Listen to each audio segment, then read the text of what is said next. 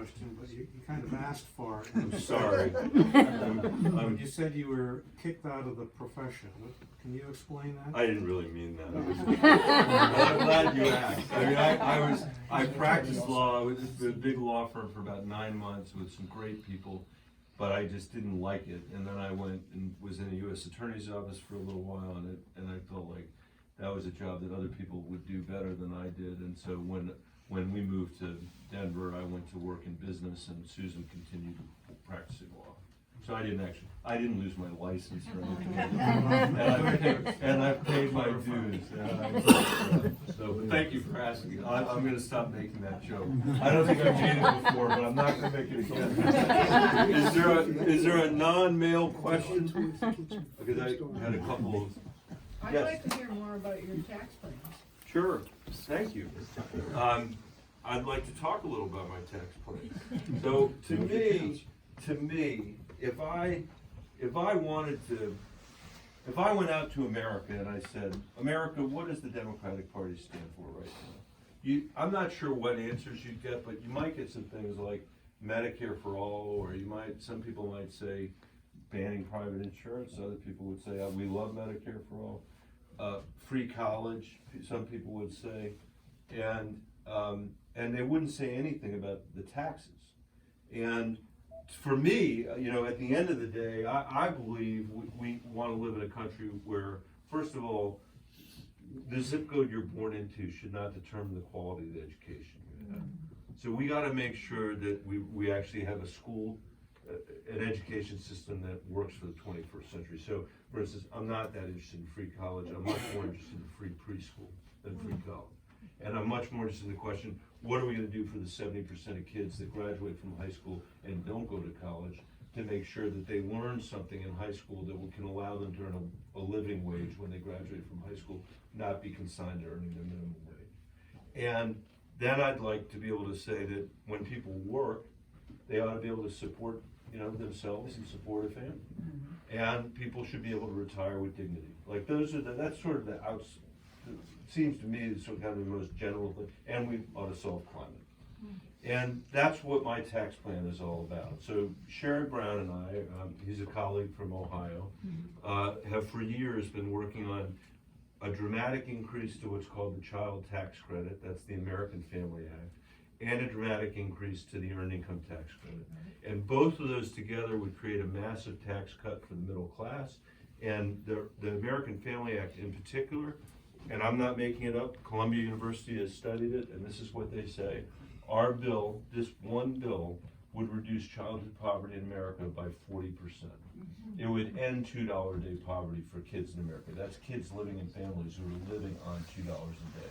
As a former school superintendent, if I could wave a magic wand and say, we got a 40% reduction in childhood poverty, that's the most important thing we could do to drive educational attainment and therefore to create, opportunity here in this country. That bill, which would reduce childhood poverty by 40%, costs 3% of Bernie and Elizabeth's Medicare program. 3%. And it costs far less than Donald Trump's tax cuts for the wealthy.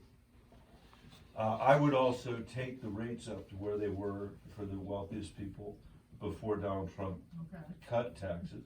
I would equalize the capital gains rate that people get for stock with what people get for ordinary income, so that we're not in a situation where the 400 richest people in America are paying a lower tax rate than the school teachers I used to work for in the Denver public schools. And I would tax intergenerational wealth again in this country. We have these massive estates being passed from generation to generation to generation that aren't creating jobs but are floating through tax-free. They're not taxed during people's lifetime. They're not taxed when they die. And we're not supposed to, this isn't a place of aristocracies, at least in theory. And so I would do that too.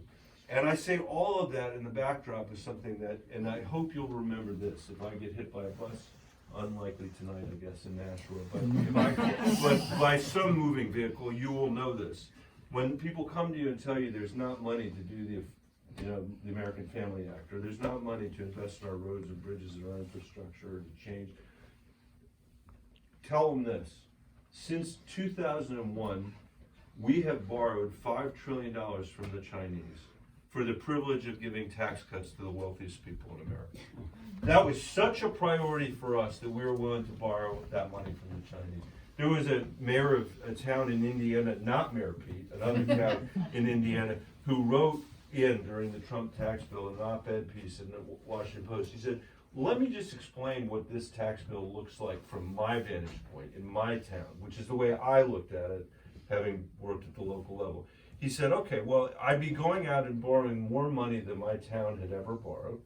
And maybe that would make sense if I were fixing the sewers or fixing the, water mains or whatever it was. But no, if I went and said, I'm gonna borrow more money than we've ever borrowed in my town's history, and I'm gonna take the money and give it to the wealthiest neighborhood in my community, to the people living in that community, they would say, what are you smoking? And that's what we've been doing. Since 2001, that is what we have been doing. We have made income inequality even worse in this country through tax policy, and we've indebted our children as a result of it. We've indebted them to the Chinese. By the way, we borrowed another $5.6 trillion from the Chinese to fight 20 years worth of wars in the Middle East. So that's 11 or 12 or 13 trillion dollars. So that feeling that you have that we're not maintaining the roads and bridges that our parents and grandparents had the decency to build for us, that feeling that you have that school isn't as good as it was when you went to school, that we don't have access to mental health or to addiction treatment, that we somehow aren't investing in this country again, that feeling you have comes from 20 years of doing what I just described, or 30 years of doing what I just described. So I guess my bottom line is, my tax policy would be, stop freaking doing that and start investing in America again, which is what we need to do. And I think we can do. And I think it would make a huge difference to having, the difference between having an economy that rises only for the people at the very top and one that rises for everybody else is in large part whether we're investing in the country or not. If we are, we tend to do well. If we're not, we tend to do poorly. Michael, it is 7 o'clock.